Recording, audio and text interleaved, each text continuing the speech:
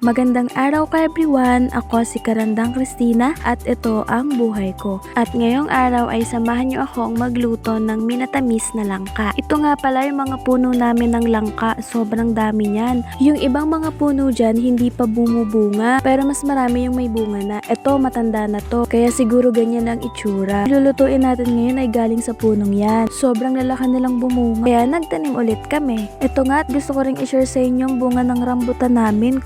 Kumpul sila, nakakatuwa. Parang manliligaw ko lang kumpul-kumpul. Cheris! Hindi kaya yabang for today's video. At pagkatapos nga ay hihimayin na ang mga langka. Ang inay nga palang naghihimay ng langka. At ito naman kapatid ko, todo kain. Masarap ang hilaw pero mas masarap ang luto. Ito nga at nasa kawali na agad. Ay, ang bilis! Ikaw lang naman yung mabagal.